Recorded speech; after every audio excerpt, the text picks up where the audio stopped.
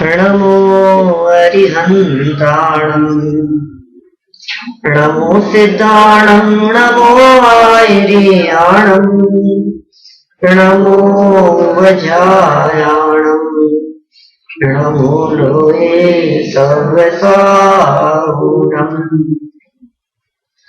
जम जस जम्मि देशे जेण विहाणेन जम्मि कालम्मि नादं जिनेन नियदम् जन्मं वा एव मरणं वा तं तस्य तम्मि देशे तेन विहाणेन तम्मि कालम्मि कोसकदिवारेदुम्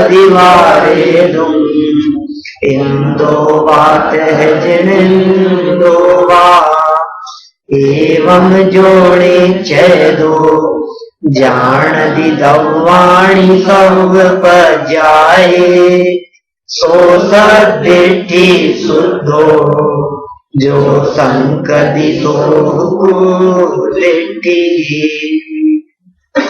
कोई शब्द यदि इन तीनों गाथाओं में न समझ में आए तो आप अवश्य पूछ लें, क्योंकि बार बार में हम इन्हें बोलेंगे और ये पंक्तियां इस बात को भी याद दिलाती है कि क्रमबद्ध पर्याय पढ़ने का प्रयोजन सम्यक दर्शन की प्राप्ति करना ही है।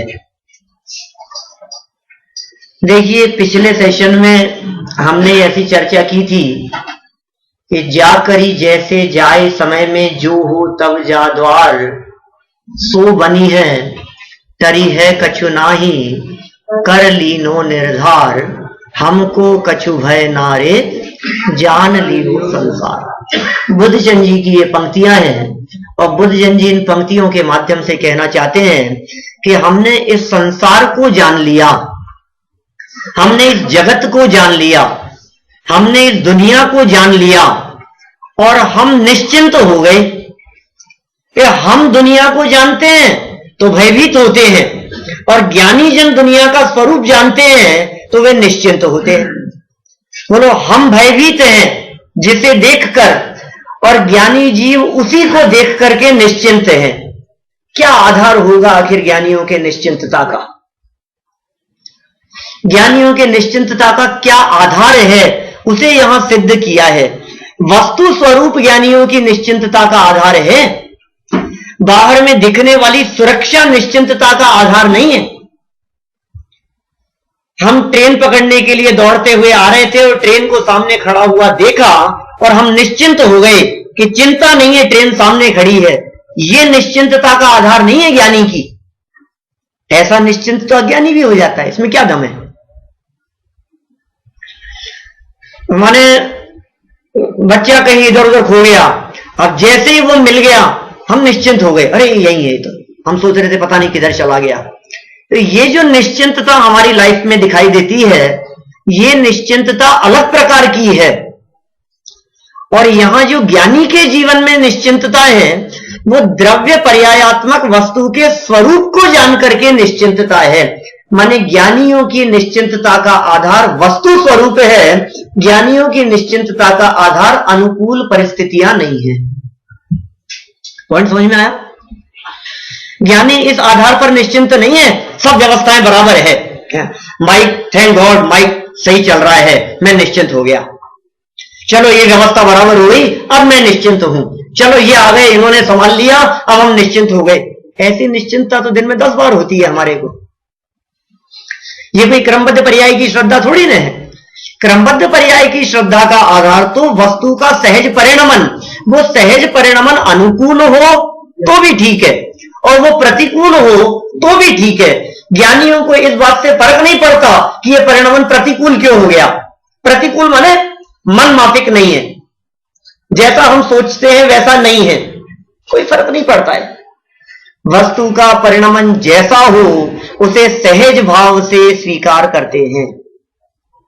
दो व्यक्ति बैठे हुए हैं, एक अज्ञानी बैठा हुआ है, एक ज्ञानी बैठा हुआ है, और दोनों व्यक्ति के बैठे हुए ही शांति से चुपचाप बैठे हुए थे। एकदम सांप आ गया, जंगल के रास्ते से कहीं दोनों जा रहे थे और एकदम शेर आ गया। अब दोनों व्यक्ति हो सकता है एकदम घबरा जाएं, हो सकता है दोनों व्यक्ति एकदम हड़बड़ा जाएं, हो सकता है दोनों शांत दिखाई दें, हो सकता है उस शेर को आया हुआ देखकर, उस सर्प को आया हुआ देखकर नमोकार मंत्र बोलने लगे। दोनों, अज्ञानी भी और ज्ञानी भी। लेकिन बाहर से देखने पर, दोनों एक समान दिखाई देने पर भी, बाहर में दोनों की प्रवृत्तियां एक जैसी दिखने पर भी, बाहर से वीडियो रिकॉर्डिंग में दोनों की निश्चिंतता एक जैसी दिखने के बावजूद भी, दोनों की निश्चिंतता का आधार अलग अलग है। अज्ञानी नमोकार मंत्र बोल रहा है, तेज तेज नमोकार मंत्र बोल रहा है। वो इसलिए बोल रहा है कि शायद मैं नमोकार मंत्र बोलूंगा तो देवता बचाने के लिए आ जाएंगे। उसने कई घटनाएं ऐसी पढ़ रखी है, कई बार सुन रखा है प्रमोद भाई अपन ने ऐसा। नमोकार मंत्र से रिलेटेड कितनी घटनाएं हमने पढ़ रखी है कि उसने नमोकार मंत्र का जाप किया और उसके साथ में इतनी अच्छी घटना घटी, वो जो दुर्घटना थी वो बच गई। नमोकार मंत्र, यहां तक कि नमोकार मंत्र कान में सुनाया गया और उसका भाव सुधर गया। आप लोगों ने सुनी कि नहीं इस तरह की कई घटनाएं? पार्श्वनाथ ने, राजकुमार पार्श्वनाथ ने नाग नागिन को नमोकार मंत्र सुनाया और मर के धर्मेंद्र पद्मावती हो गए। जीवंदर कुमार ने मरणासन्न कुत्ते को नमोकार मंत्र सुनाया और वो मरकर के देव हो गया। पद्म रुचि सेठ ने मरणासन्न बैल को नमोकार मंत्र सुनाया, मरते मरते तो वो मरकर के उसकी गति सुधर गई। बोलो कितने उदाहरण अपन ने पढ़े हैं ऐसे नमोकार मंत्र से रिलेटेड। बहुत बातें हमने ऐसी पढ़ी है, सुनी है, तो हमें ऐसे लगता है कि चींटी तड़प रही है तो इसके कान में नमोकार मंत्र सुना दो तो देव बन जाएगी, अपना उद्धार करने आएगी। ऐसा ही है ना? नहीं होगा विलास भाई ऐसा? अरे वो 3 इंद्रिय जीव है, उसके तो कहानी नहीं है, वो तो सुनती ही नहीं है। ऐसे अज्ञानी जीव नमोकार मंत्र का जाप कर रहा है, वो सोचता है कि कोई ना कोई चमत्कार जरूर होगा, नमोकार मंत्र बोलूंगा तो चमत्कार कैसे नहीं होगा, नमोकार मंत्र में तो बहुत शक्ति है।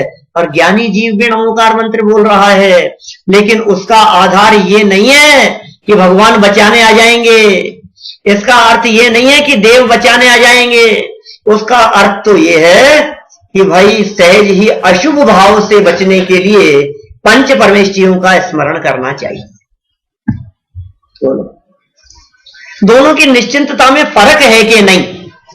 एक भगवान उतर के आ जाएंगे इसलिए निश्चिंत है, और एक इसलिए निश्चिंत है कि बचना होगा तो बचूंगा और मरना होगा तो मरूंगा। मरने का काल यदि आ गया होगा और इसी निमित्त से आयु पूरी होनी होगी तो दुनिया में कोई बचाने में समर्थ नहीं है। और आयु यदि बची हुई होगी तो ये निमित्त क्या, इससे बढ़कर कई निमित्त सामने आ जाएं तो भी जीवन बचेगा तो बचेगा। ये उसके निश्चिंतता का आधार है। ज्ञानियों की निश्चिंतता कैसी अद्भुत होती है, अलौकिक होती है उनकी निश्चिंतता, क्योंकि उनका चिंतन वस्तु स्वरूप के अनुसार चलता है। ये क्रमबद्ध पर्याय माने वस्तु स्वरूप, ये क्रमबद्ध पर्याय माने वस्तु की परिणमन व्यवस्था, ये क्रमबद्ध पर्याय माने द्रव्य पर्याय का सुमेल, उसकी संधि।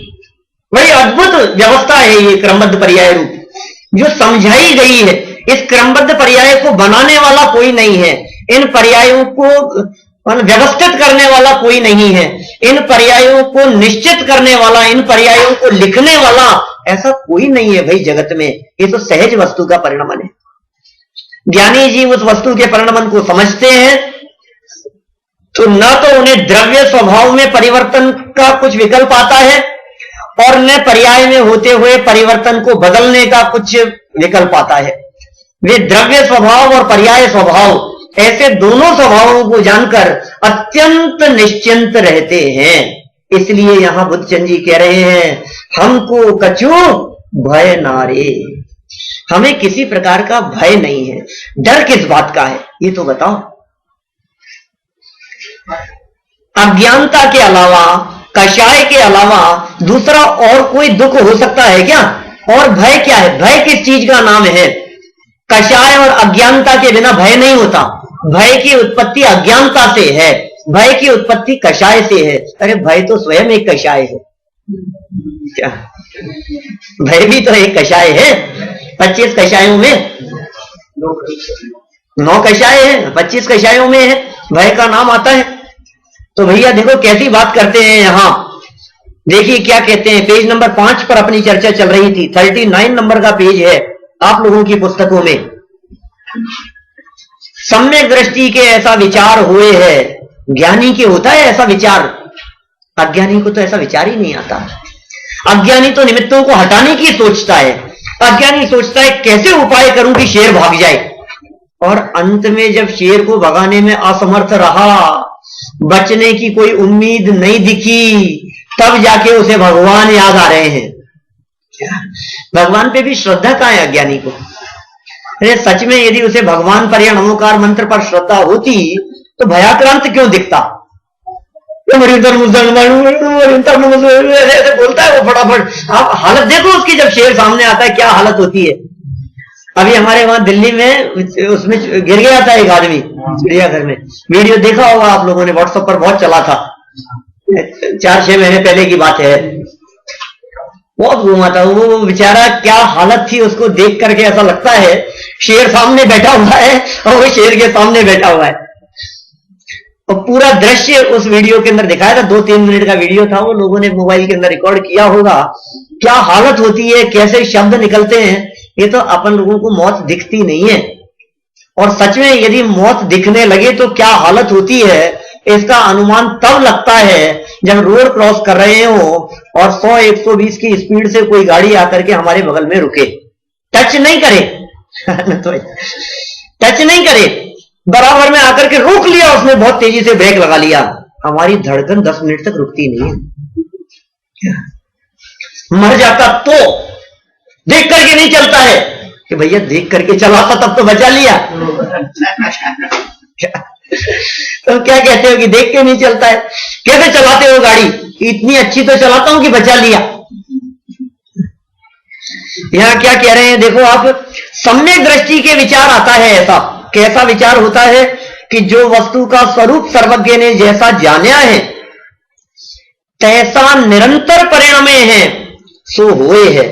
इष्ट अनिष्ट मान दुखी सुखी होना निष्फल है।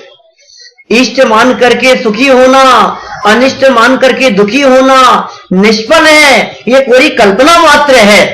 ऐसे विचारते दुख मिटे हैं, यह प्रत्यक्ष अनुभव गोचर है। बोलो कितने स्पष्ट शब्दों में बात कही है जयचंद जी छाबड़ा साहब की पंक्तियां है ये। मोक्ष पाहुड़ की अष्ट पाहुड़ 86वीं गाथा का भावार्थ लिखा पंडित जयचंद जी छाबड़ा। कितने सरल पंक्तियों में कहते हैं ये प्रत्यक्ष अनुभव गोचर है। आपको अनुभव गोचर होता है कि नहीं? ऐसा वस्तु स्वरूप का विचार करने पर आपकी आकुलता मिटती हुई दिखती है कि नहीं? मैं कहता हूं कितनी भी टेंशन क्यों नहीं हो किसी भी विषय को लेकर के, लेकिन जैसे ही वस्तु स्वरूप का विचार आता है उसी क्षण शांति का अनुभव होता है या नहीं? कितना प्रत्यक्ष है ये, अनुभव गोचर बात कह रहे हैं। और देखिए सदाशिवदास जी क्या कहते हैं, बहुरी सम्यक दृष्टि के ऐसा निश्चय है कि जिस जीव के जिस देश में जिस काल में जिस विधान करके जन्म व मरण व लाभ अलाभ सुख दुख होना जिनेन्द्र भगवान दिव्य ज्ञान करी जाना है, तिस जीव के तिस देश में तिस काल में तिस विधान करके जन्म मरण लाभ अलाभ नियमते हुए ही ताही दूर करने को कोई इंद्र अहमेंद्र जिनेन्द्र समर्थ नहीं है। थोड़ी ढूंढारी भाषा है, पुरानी भाषा है, समझ में आ रहा होगा सब बहुत सरल शब्दों में। जन्म मरण और लाभ अलाभ नियमते हुए हैं वैसा ही। और कौन कौन समर्थ नहीं है भैया? कभी कभी तो हम अभिमान में ऐसा कहते हैं ऐसा कौन सा काम है जो मैं नहीं कर सकता। हम नहीं बोलते कभी ऐसा। आप क्या समझते हो? आप ही कर सकते हो, मैं नहीं कर सकता हूं, मैं भी कर सकता हूं ये काम और आपसे अच्छे से कर सकता हूं। अरे भैया पर में तू कुछ कर नहीं सकता है। इंद्र जैसे सामर्थ्यशाली नहीं कर सकते। और अहमेंद्र जानते हैं 16वें स्वर्ग से ऊपर वाले सभी देव अहमेंद्र कहलाते हैं। 16 स्वर्ग तक तो इंद्र होते हैं। इंद्र रागियों में सर्वशक्तिशाली है कहा रागी करने में समर्थ नहीं है, और वीतरागियों में सर्वशक्तिशाली जिनेंद्र देव, तो जिनेंद्र भी करने में समर्थ नहीं है और इंद्र भी करने में समर्थ नहीं है। बोलो क्या गजब व्यवस्था है।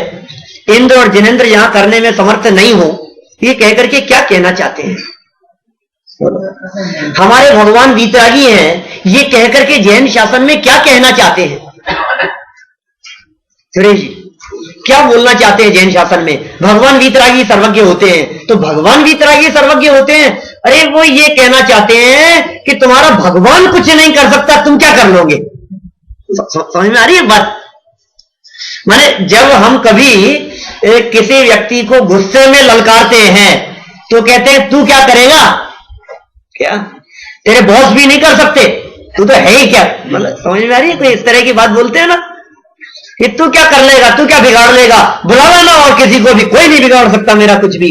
ऐसे कह रहे हैं ये सामने वाले, ये दिगंबर संत, ये वीतरागी संत ये कह रहे हैं कि तू जगत का कर्ता धर्ता बनना चाहता है, तू ये चाहता है कि मैं दुनिया का करूं, इसका करूं, इसका करूं, पर में फेर फार करूं।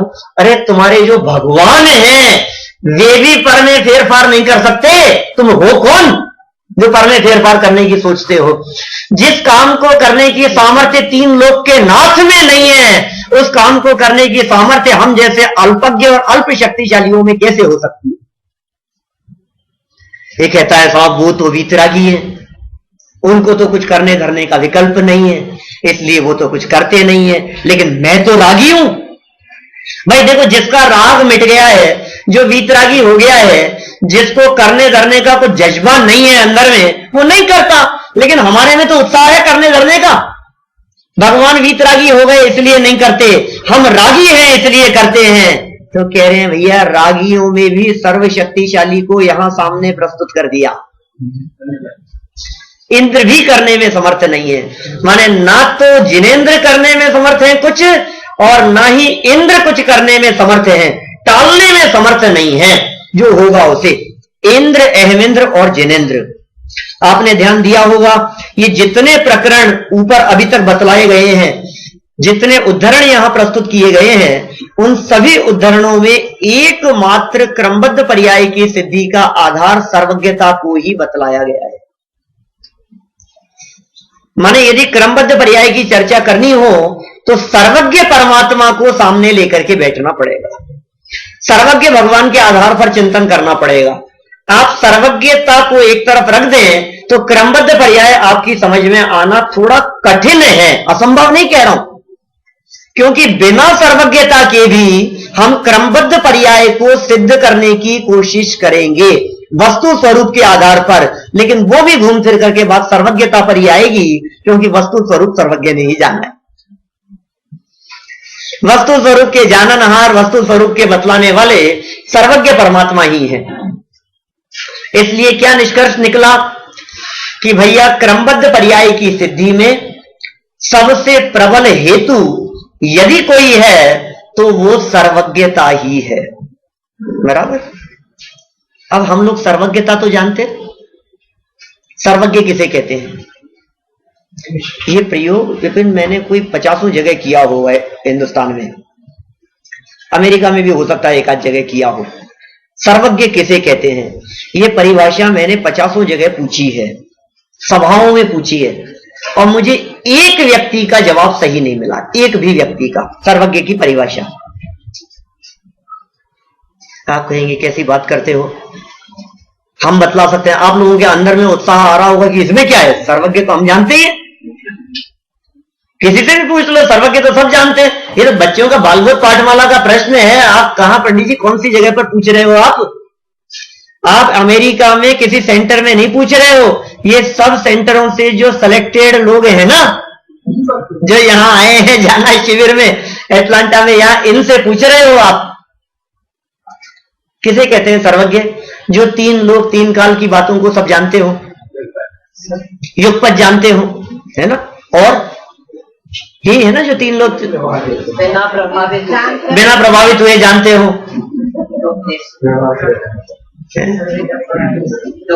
बोलो बोलो। और सब पर्यायों को जानते हो। अरे सब परिभाषाओं के अंदर कमी है, सब अव्याप्ति है।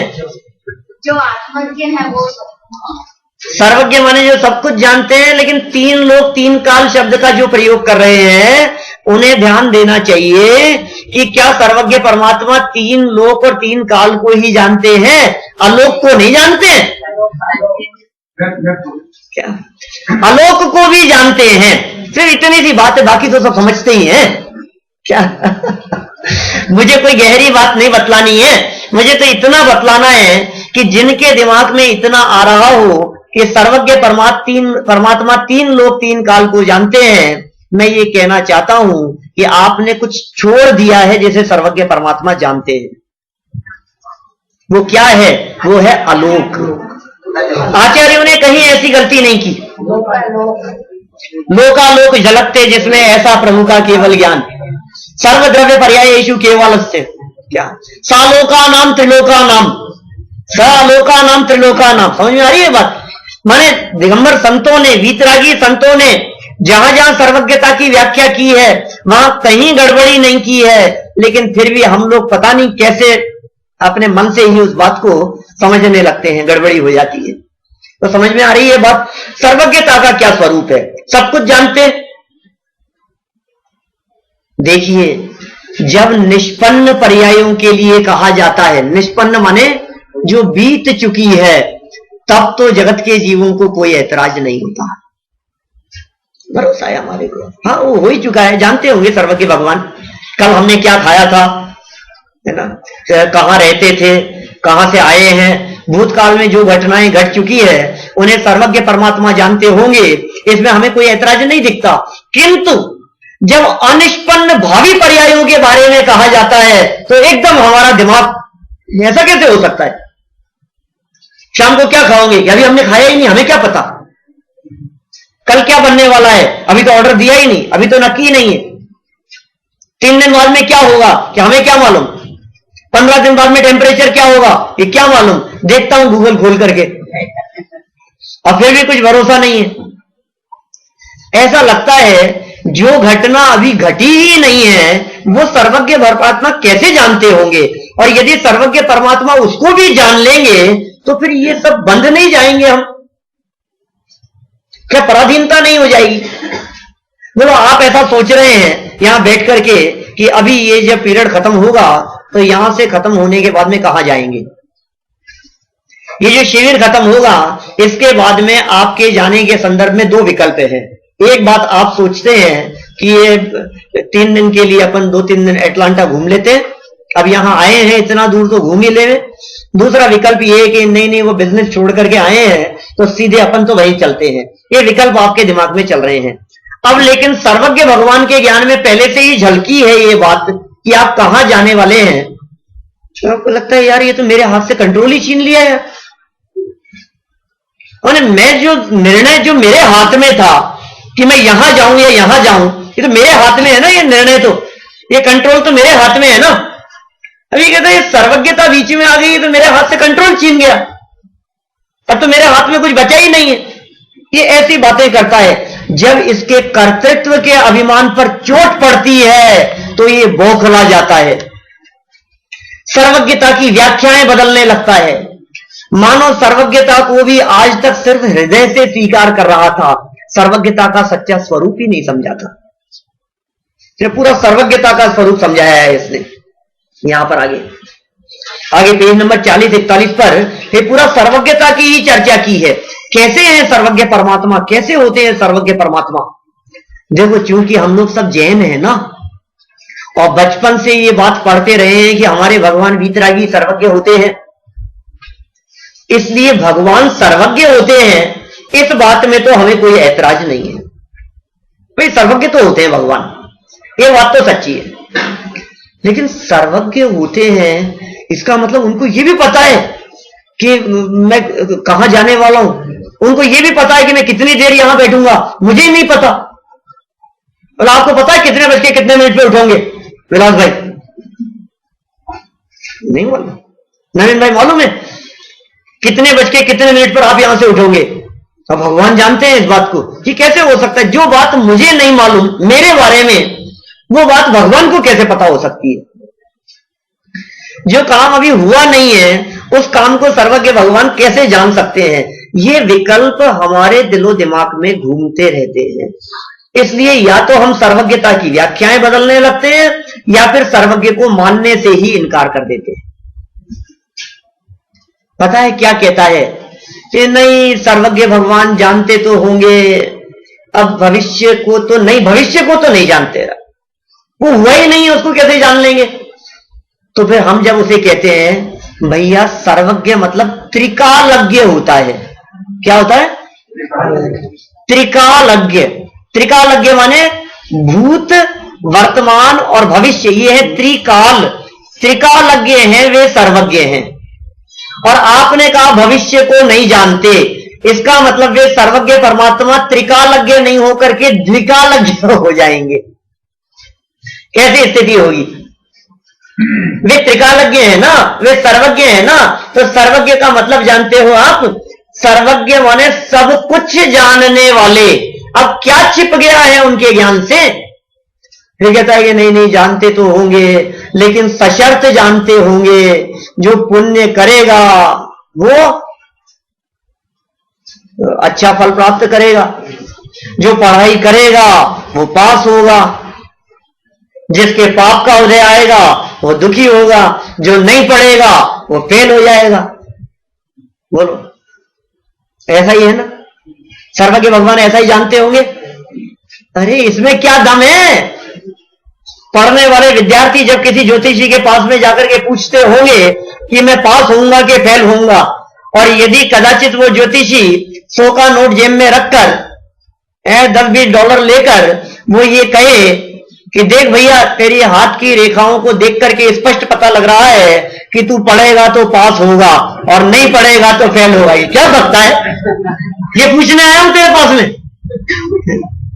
हम इसलिए थोड़ी ना आए तुम्हारे पास में कि पढ़ेगा तो पास होगा। इसके जानने में क्या दम है? ये तो दुनिया जानती है। भाई साहब, सर्वज्ञ का भविष्य संबंधी ज्ञान ऐसा नहीं है। सर्वज्ञ का भविष्य संबंधी ज्ञान तो ये है कि पढ़ेगा भी और पास भी होगा, और नहीं पढ़ेगा और पास भी नहीं होगा।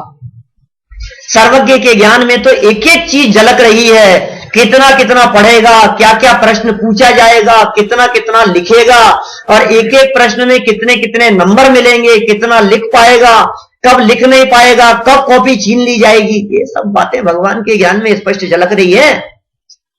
कभी कभी जब हम ऐसा गहराई से विचार करने लगते हैं तो हमें ऐसा लगता है भगवान भी इस तरह की बातें भी जानते हैं। भगवान को ये जानने में क्या इंटरेस्ट होगा कि मैं लड्डू खाऊंगा कि गुलाब जामुन खाऊंगा? इसमें ये भी जान रहे हैं भगवान।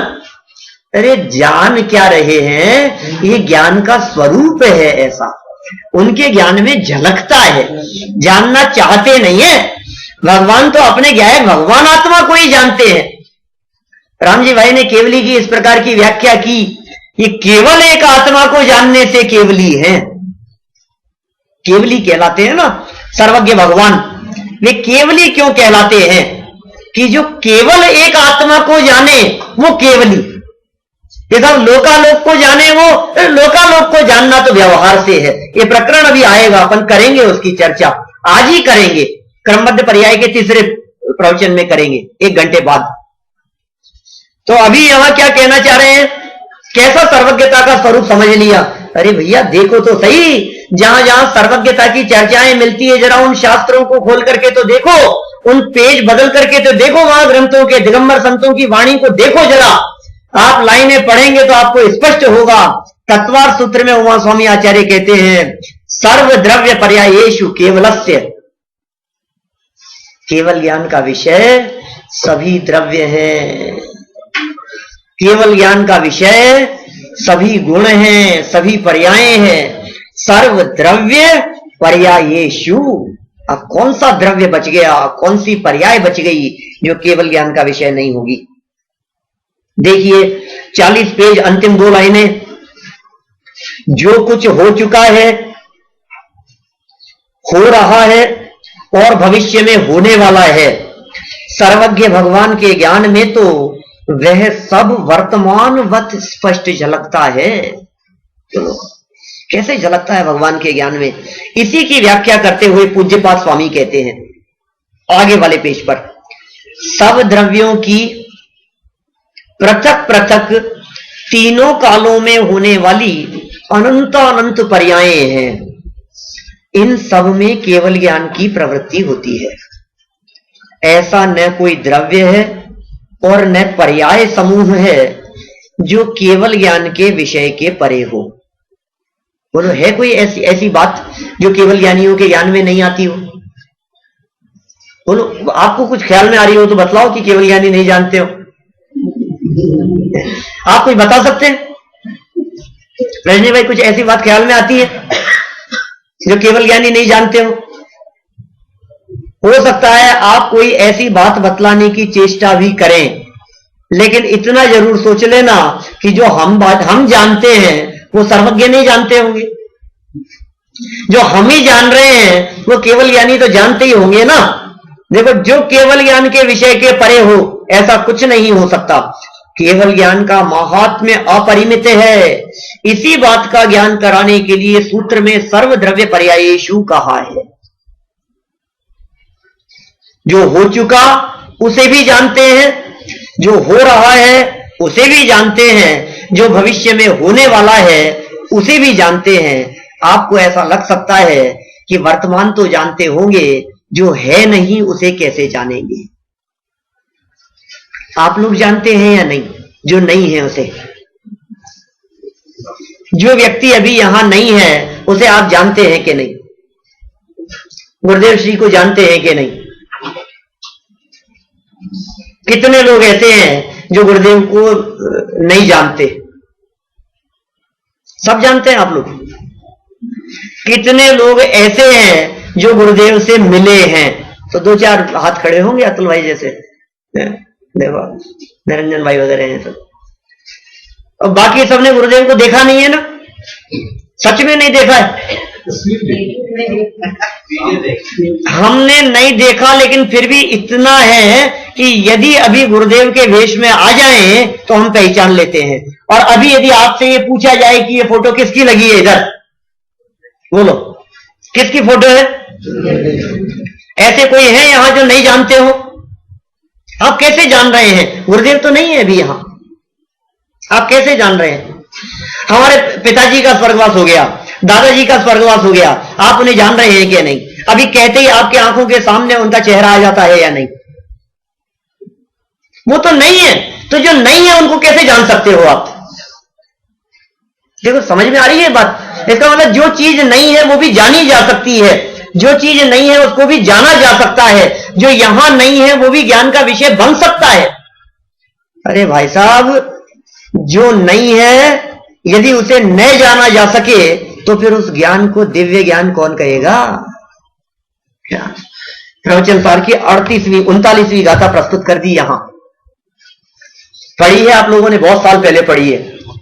प्रवचन सार की 39वीं गाथा में क्या कहते हैं? बोलिए सभी। यदि पचखम जादम वज्जायम फलइदम दृणाणस न भवदिवातम नाणम।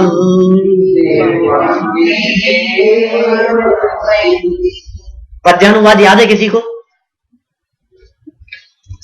पर्याय जो अनुत्पन्न है या हो गई है नष्ट जो, फिर ज्ञान की क्या दिव्यता यदि ज्ञात होवे नहीं वो। कुंतु शतक में भी दिए। क्या कहा? पर्याय जो अनुत्पन्न है, जो उत्पन्न नहीं हुई है, या फिर जो पर्याय नष्ट हो गई है, यदि वो ज्ञान का विषय न बन सके तो उस ज्ञान को दिव्य ज्ञान कौन कहेगा? अरे भाई साहब, ये भूत भावी की बातें केवल ज्ञानी परमात्मा ही नहीं, ये भूत भावी की बातें मैं भी जानता हूं, भविष्य जानता हूं मैं निरंजन भाई। अरे पंडित जी, आप जानते हो?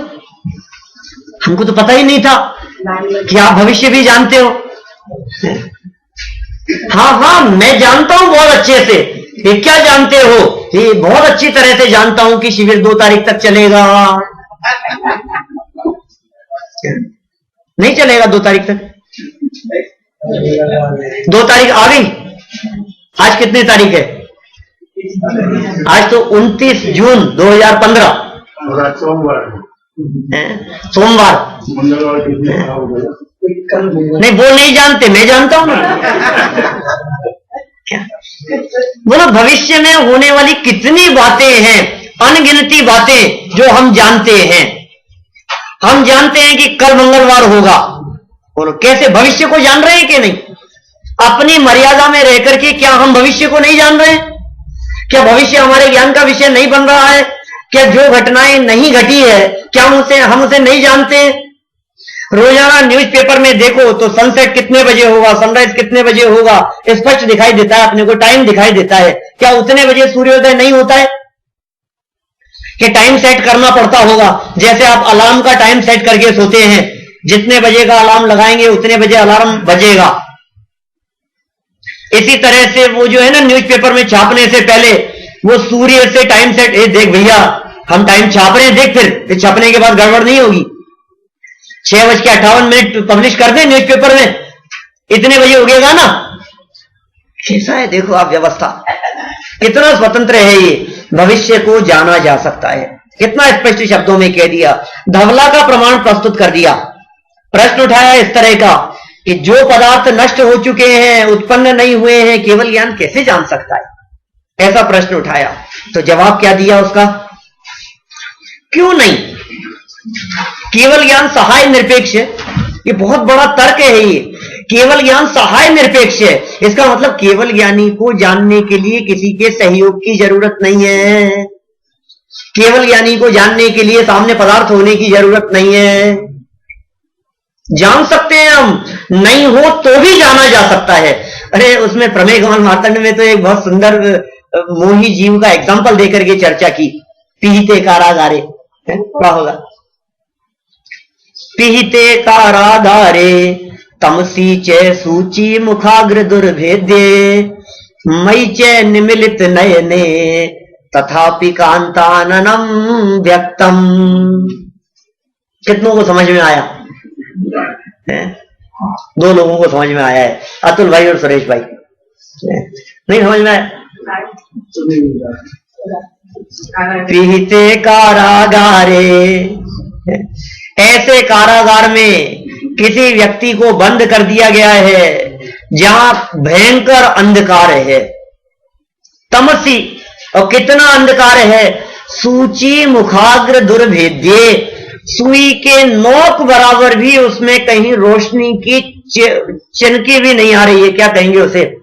एक किरण भी नहीं आ रही है, जहां से पूरे कमरे में इतना अंधकार है, इतना घना अंधकार है कि प्रकाश की एक किरण भी अंदर नहीं आ रही है। अच्छा, इतना घना अंधकार कि हाथ ऐसे उठा करके सामने करे तो अपना हाथ नहीं दिखाई दे रहे, इतना घना अंधकार। मयि च निमिलित नयने, और ऐसा होने पर भी उसने आंखों को बहुत बुरी तरह बंद कर रखा है और उसकी आंखों पर पट्टी बांध दी गई है। तथापि क्या कहते हैं कि कांताननम व्यक्तम, मुझे अपनी पत्नी का मुख स्पष्ट दिखाई दे रहा है। अब कैसे दिख रहा है? आंख पे पट्टी बांध रखी है, अंधेरा है, अंधकार है, घना अंधकार है, प्रकाश बिल्कुल भी नहीं है। ये कैसे दिखाई दे रहा है? सुरेश जी आपको दिखता होगा, दिखता है कभी ऐसा? तो कैसे दिखता है वो? तो ये कह रहे हैं ज्ञान की ऐसी सामर्थ्य है जो भविष्य संबंधी बातों को जान सकता है। ज्ञान के माध्यम से पदार्थों को जानने के लिए पदार्थों के होने की अनिवार्यता नहीं है। पदार्थ नहीं हो उनको भी ज्ञान जान सकता है, कुछ भी जान सकते हैं। गधे के सींग जाने जा सकते हैं कि नहीं? अरे राव कैसी मूर्खों जैसी बातें कर रहे हो, गधे के भी कोई सींग होते हैं क्या? गधे के सींग तो होते ही नहीं है, तो जानेंगे कैसे? अरे भैया ज्ञान का चमत्कार है ये, जाने जा सकते हैं। व्यंग चित्रकारों के कमाल तो आपने देखे ही होंगे। क्या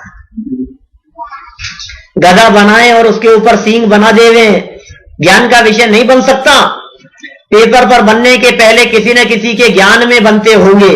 एक ज्ञान की ऐसी अद्भुत सामर्थ्य है।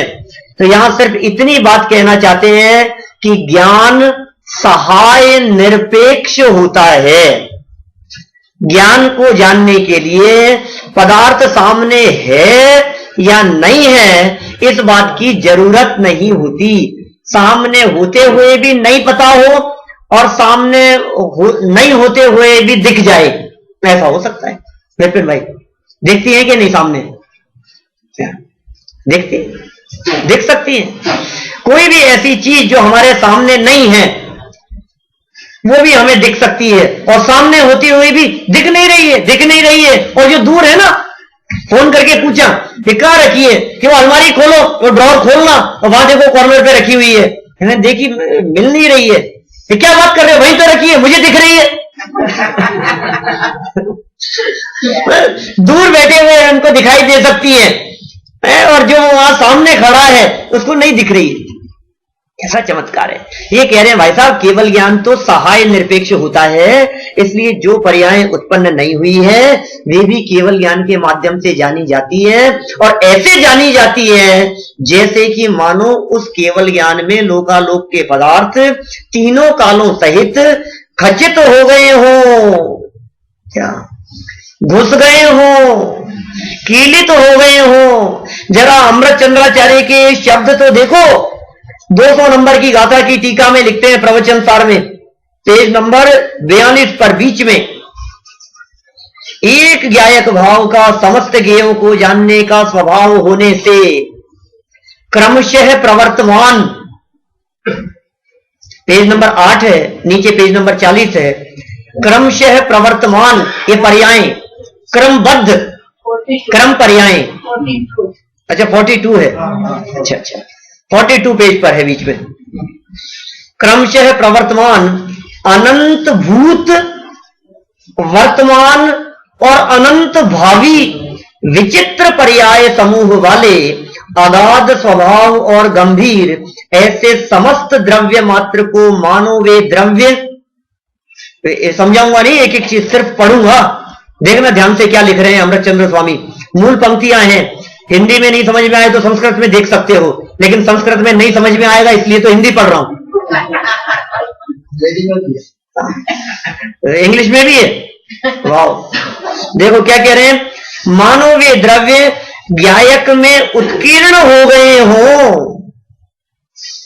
चित्रित हो गए हो, भीतर घुस गए हो, कीलित हो गए हो, डूब गए हो, समा गए हो, प्रतिबिंबित हो गए हो। इस प्रकार एक क्षण में ही जो प्रत्यक्ष करता है वो सर्वज्ञ है, वो केवल ज्ञानी होते हैं, ये प्रत्यक्ष ज्ञानी होते हैं। क्या गजब चमत्कार बतलाया है इन्होंने यहां। क्या करते हैं केवल ज्ञानी परमात्मा, कैसे जानते हैं? मानो हम लोग केवल ज्ञानी के ज्ञान में घुस गए हो, बैठे हो, लोकालोक झलकता जिसमें ऐसा प्रभु का केवल ज्ञान है।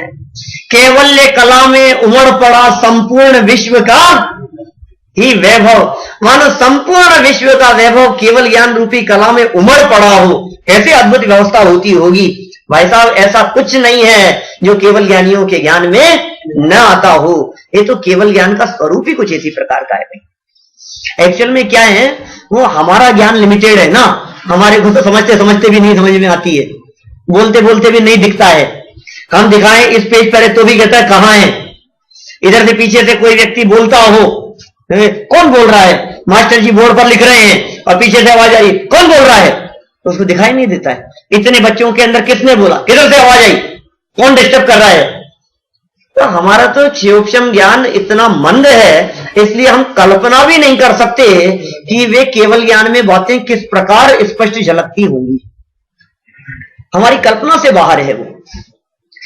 देखो क्या कहते हैं आगे, नीचे और देखिए क्या कहते हैं, अथवा अति विस्तार से बस हो जिसका अनिवार्य फैलाव है केवल ज्ञान का, ऐसा प्रकाशमान होने से क्षायिक ज्ञान अवश्यमेव सर्वदा सर्वत्र सर्वथा सर्व को जानता है। ये सब बातें आ गई इसमें, द्रव्य क्षेत्र काल भाव। सर्वमेव सर्वदा, सर्वदा शब्द कालवाची है, सर्वत्र क्षेत्रवाची है, सर्वथा भाव है, और सर्व ये द्रव्य है। तो सर्व द्रव्य, सर्व क्षेत्र, सर्व काल और सर्व भाव, इन सबको वे बिल्कुल स्पष्ट जानते हैं। देखिए और आगे बढ़ते हैं। आश्चर्य तो तब हुए बिना नहीं रहता। कब? बहुत गजब बात कही है यहां पेज नंबर 43 पर बीच में। ये कहना चाह रहे हैं हमें तो आश्चर्य तब होता है कि सर्वज्ञता की सिद्धि जिन लोगों ने, जिन विद्वानों ने अपने जीवन में अनेक वर्षों तक पढ़ी है, सर्वज्ञता की सिद्धि जिन विद्वानों ने अनेक वर्षों तक लिखी है, याद की है, रटी है परीक्षाओं में, और न्याय विषयक अनेक प्रकार की उपाधियां जिन्होंने प्राप्त की है, न्याय तीर्थ, न्यायाचार, न्याय अलंकार, ऐसी अनेक उपाधियां जिनके पास में हैं, वे भी सर्वज्ञता की व्याख्या नहीं कर पाते, वे भी क्रमबद्ध पर्याय का विरोध करने लगते हैं। तो हमें आश्चर्य हुए बिना नहीं रहता। पूरा का पूरा जैन न्याय के जितने ग्रंथ हैं जैन न्याय के, वे सब सर्वज्ञता की सिद्धि के लिए समर्पित है। एक न्याय का ग्रंथ ऐसा नहीं मिलेगा जिसमें आपको सर्वज्ञ सिद्धि वाला प्रकरण नहीं मिले। एक न्याय का वो ऐसा नहीं होगा सिलेबस जिसके अंदर सर्वज्ञ सिद्धि वाला प्रकरण न हो। शास्त्री, न्याय तीर्थ, न्यायाचार्य आदि कोई भी डिग्रियां हो, कुछ भी पढ़ाई करो, सर्वज्ञ सिद्धि सबसे महत्वपूर्ण टॉपिक है उसमें। अब इतना सब कुछ पढ़ लेने के बावजूद भी लोग कहते हैं कि नहीं हम नहीं मानते सर्वज्ञ। ऐसा कैसे हो सकता है? सर्वज्ञ सब कुछ नहीं जानते। अरे तुम सर्वज्ञ सिद्धि करते रहे हो।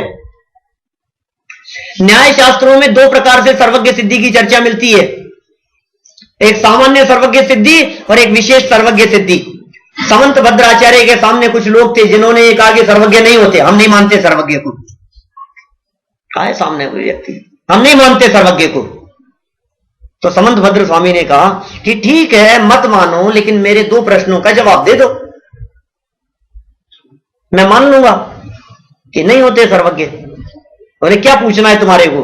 कि मुझे यह पूछना है कि सर्वज्ञ अभी नहीं होते या सर्वज्ञ कभी नहीं होते।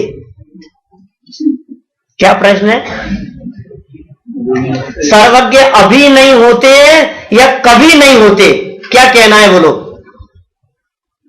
कि साहब अभी नहीं होते। ठीक है हम भी मानते कि नहीं कभी नहीं होते। तो कभी नहीं होते ये देख के बोलते हो कि बिना देखे बोलते हो? यदि बिना देखे बोलते हो तो झूठ कहते हो, और यदि सब देख करके बोलते हो तो सर्वज्ञ तो होते ही हैं। सब देख करके कह रहे हो। दूसरा प्रश्न, सर्वज्ञ यहां नहीं है या कहीं नहीं है? बोलो क्या कहना चाहते हो? यदि तुम कहते हो कि यहां नहीं है तो हम भी मानते। पंचम काल में इस भरत क्षेत्र में, अमेरिका में रह रहे हो चाहे हिंदुस्तान में रह रहे हो, यहां कहीं भी सर्वज्ञ नहीं है। तो यहां नहीं है कहते हो तो हम भी मानते हैं, और यदि तुम ये कहते हो कि कहीं नहीं है तो फिर हमारा प्रश्न, सब जगह देख करके बोलते हो या बिना देखे बोलते हो? साहब बिना देखे बोलता हूं तो झूठ है तुम्हारी बात। जब तुमने देखा ही नहीं है तो बोल क्यों रहे हो कि सर्वज्ञ नहीं होते? कि नहीं हमने सब देख लिया कहीं नहीं है। कि तुमने सब देख लिया तो तुम ही सर्वज्ञ हो गए। समझ आ रही है बात? दो बातें हैं कितनी महत्वपूर्ण, अभी नहीं या कभी नहीं, यहां नहीं या कहीं नहीं। बोलो क्या गजब तर्कों के आधार पर सामान्य रूप से सर्वज्ञ की सिद्धि। इसका मतलब यह है कि तुम भले ही नहीं मानो, सर्वज्ञ भगवान तो होते हैं। फिर सिद्धि के आगे सूक्ष्मांतरित दूरार्था प्रत्यक्षाकस्य चिद्ध था अनुमेयत्व तो ज्ञाति रीति सर्वज्ञ सिद्धि संस्थिति। अनुमान आदि से सिद्धि होती है। जिस तरह से अग्नि की सूक्ष्म, अंतरित और दूर तीन तरह के पदार्थ बतलाए, ऐसा सिद्ध किया उन्होंने। दुनिया में तीन प्रकार के पदार्थ होते हैं। कुछ पदार्थ सूक्ष्म होते हैं जो हमें नहीं दिखते, परमाणु वगैरह वो सूक्ष्म है। कुछ पदार्थ होते हैं अंतरित। अंतरित की व्याख्या करते हुए वे कहते हैं जो काल से दूर हैं, वे भी हमें नहीं दिखते, जैसे राम रावण आदि हमें नहीं दिखते, हमें नहीं पता। सूक्ष्म अंतरित और कुछ ऐसे होते हैं जो दूर हैं, जैसे मेरू पर्वत आदि। ये पदार्थ हमारे को दिखते नहीं है, लेकिन किसी न किसी के तो प्रत्यक्ष होते होंगे। क्यों? किसी के तो प्रत्यक्ष होते होंगे ना। परमाणु हमारे ज्ञान का विषय नहीं है, लेकिन किसी के ज्ञान का तो विषय होता होगा। राम रावण आदि को हम में से किसी ने देखा है कि नहीं? आपने नहीं देखा कभी रावण को? कभी नहीं देखा? तो किसी ने भी नहीं देखा। किसी ने तो देखा होगा। या रावण जब लंका में रहता था तो अकेला ही रहता था? तो पूरा राज्य था तो सब लोगों ने देखा ही होगा ना रावण को। और रामचंद्र जी को देखा होगा कि नहीं देखा होगा? दूर हैं वो, हमने नहीं देखा, लेकिन किसी ने देखा है। बराबर। हिमालय देखा कि नहीं? आपको दिख रहा है कि नहीं? क्यों दिख तो नहीं रहा है। जिन्होंने देखा होगा उनके ज्ञान में आ गया होगा कदाचित, लेकिन फिर भी जो लोग वहां रहते हैं उनके लिए तो वो प्रत्यक्ष है। ऐसे ही कहना चाह रहे हैं भैया, केवल ज्ञानी के ज्ञान में बहुत सारी बातें ऐसी हो सकती है जो हमारे ज्ञान में नहीं हो। जो उन बातों को जानते हैं, जो सब बातों को जानते हैं, वे ही सर्वज्ञ होते हैं। देखिए अंतिम पैराग्राफ की तरफ आ जाइए। इधर भविष्य को निश्चित मानने में अज्ञानी को वस्तु की स्वतंत्रता खंडित होती प्रतीत होती है। क्या लगता है? अरे साहब कैसे कैसे जानना है, ये कैसे हो कैसे जाएगा? ऐसा लगता है खंडित हो रही है, स्वतंत्रता खंडित हो रही है, बंध गए, कुछ पराधीनता लग रही है। पर उनका ध्यान इस ओर नहीं जाता कि भविष्य को अनिश्चित मानने पर ज्योतिष आदि निमित्त ज्ञान काल्पनिक सिद्ध होंगे, जबकि सूर्य ग्रहण आदि की घोषणाएं वर्षों पहले कर दी जाती हैं और वे सत्य निकलती है। ज्योतिष ज्ञान, निमित्त ज्ञान, क्या इनकी तरफ आपका ध्यान नहीं जाता? क्या ये सब बातें काल्पनिक बातें हैं? क्या ज्योतिष ज्ञान झूठा है? मैंने अभी 2-3 घंटे पहले भी कहा था, ज्योतिष ज्ञान तो सच्चा है। द्वादशांग में ज्योतिष ज्ञान की चर्चा है या नहीं? निमित्त ज्ञान की भी चर्चा है, ज्योतिष ज्ञान की भी चर्चा है। कितने कितने कितने वर्षों पहले ऐसी ऐसी घोषणाएं न्यूज़पेपर में पढ़ लेते हैं अपन, न्यूज चैनल्स पे आती रहती है। इस सदी का सबसे बड़ा सूर्य ग्रहण, माने 100 साल देख करके बतला रहे हो। 2000 साल बाद में, 5000 साल बाद में ये पहली बार ऐसा सूर्य ग्रहण हो रहा है, ऐसा चंद्र ग्रहण होने वाला है, इतने बजकर इतने मिनट में होगा और दुनिया के इस शहर से देखा जा सकेगा। और वो सब बिल्कुल सत्य निकलती है। 6-6 महीने पहले ऐसी घोषणाएं कर देते हैं, फला तारीख को इतने बजकर इतने मिनट पर ऐसा ऐसा होगा। क्या वे सब झूठी निकलती है? क्या उनकी सत्यता में किसी को शंका है? क्या वे सत्य नहीं है? वे सब काल्पनिक सिद्ध हो जाएंगे भाई साहब, वे सब झूठे हो जाएंगे। भविष्य के संदर्भ में की गई सारी बातें झूठी सिद्ध हो जाएगी। सबको कल्पना मात्र कहना होगा। जितनी घोषणाएं आप करते हैं, जितने पंपलेट छपते हैं, पत्रिकाएं छपती है, सब झूठी हो जाएगी। जितनी निमंत्रण पत्रिकाएं जाती है, शादी की निमंत्रण पत्रिकाएं मान लो भले ही, सब झूठी हो जाएगी। क्यों? क्योंकि शादी हुई नहीं, उसके पहले आप कैसे डेट बतला सकते हो कि इतने तारीख को होगी? बतला सकते हो क्या? जैसे कार्ड छपेंगे उसी हिसाब से, तो इसका मतलब पता है ना आपको, आप अपनी मर्यादा में रहकर के जान रहे हैं ना उस चीज को, भविष्य को जान रहे हैं कि नहीं? ज्योतिष ज्ञान की बात कर रहे हैं। हमारे हृदय के कोने में कहीं ना कहीं ये बात बैठी हुई है कि भविष्य को जानते हैं, भविष्य को जाना जा सकता है, भविष्य निश्चित है, ये हमारे हृदय के कोने में बैठा हुआ है। तभी तो ज्योतिषी को जाकर के कहता है भाई साहब बता दो ना। आप लोग क्या कहते हैं मुझे नहीं मालूम, यहां अमेरिका में क्या कहते हैं, ऐसा कहते होंगे आप लोग तो जाकर के, क्योंकि आप लोग तो मानते नहीं हो ना, तो आप लोग तो ऐसा समझते होंगे देखो भैया भविष्य तो निश्चित नहीं है क्या, तो और तू मेरा हाथ देख करके मेरा भविष्य बना दे। क्या कहते हैं, बना दे कि बता दे। बता दे ये भाषा किस चीज को सूचित करती है? आप बता दो, आप जरा देख करके बताओ ना। तो वो कहता है कि मैं आपका अच्छा भविष्य बना देता। अरे तू क्या बनाएगा? इसका मतलब मेरा भविष्य कैसा होगा ये तो मेरे हाथ में है, मैं कैसा बनाऊंगा। तुम तो सिर्फ बता सकते हो, बना नहीं सकते। बता सकते हो इसका मतलब क्या निकला? पता तो है, निश्चित तो है, मुझे नहीं पता, तुम्हें पता है, बस इतना ही फर्क है ना। भविष्य निश्चित तो है, मुझे पता नहीं है और तुम्हें पता है, बस इतनी सी बात है। अनिश्चित है ये नहीं हुई बात। निमित्त ज्ञान की चर्चा देख लो, ज्योतिष ज्ञान की चर्चाएं देख लो, कदम कदम पर आपको इस प्रकार की चर्चाएं मिल जाएंगी। निमित्त ज्ञान के आधार पर इस प्रकार की चर्चाएं कर दी जाती हैं, देख करके बतला देते हैं क्या घटना घटने वाली है। सच्ची घटना है, करीब 60-70 साल पुरानी। एक व्यक्ति की बारात जा रही थी, दरवाजे पर खड़ी थी, तोरण मारना था उसको। आप जानते घोड़ी में बैठ करके आता है और वो जो कुछ भी, पूरी बारात साथ में थी। और एक व्यक्ति जो बारात देखने के लिए आए हुए थे, वहां शादी में आए हुए थे, लड़की वालों के पक्ष से थे, वो बगल में खड़े हुए व्यक्ति को क्या कहते हैं कि कैसा लड़का पसंद किया है, ये क्या मुर्दे से शादी कर रहे हैं? अरे क्या कह रहे, आप क्या बोल रहे हो, ऐसा कैसे कह रहे हो आप? ऐसा शुभ शुभ बोलो, ऐसी बातें मत कहो। कि नहीं नहीं, गलत नहीं कहता, इस लड़के के साथ में फेरे नहीं हो पाएंगे, उससे पहले आयु पूरी हो जाएगी उसकी, उससे पहले इसका जीवन पूरा हो जाएगा। ये कैसे कहते हो आप कि इसके सर के ऊपर जो तिलक लगाया था ना, 2 घंटे हो गए तिलक लगाए हुए, अभी तक सूखा नहीं है। इसके अंदर का तेज खत्म हो गया है, इसके अंदर की उष्णता खत्म हो गई है। और हुआ ऐसा ही, फेरे होने के पहले पहले उसका स्वर्गवास हो गया। स्वर्ग के नरक जो भी हुआ हो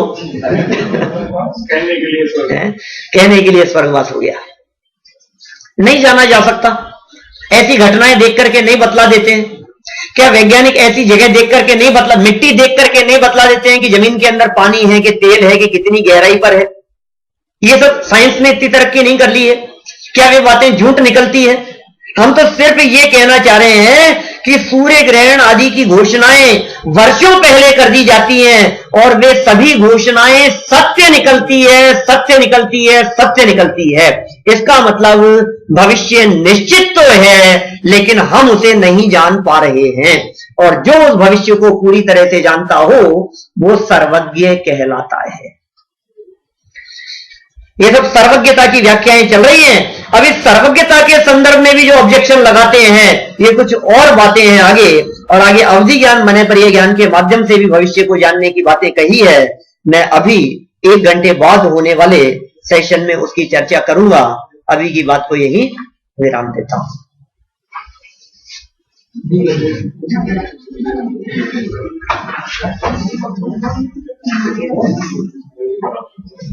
छोटा सा ब्रेक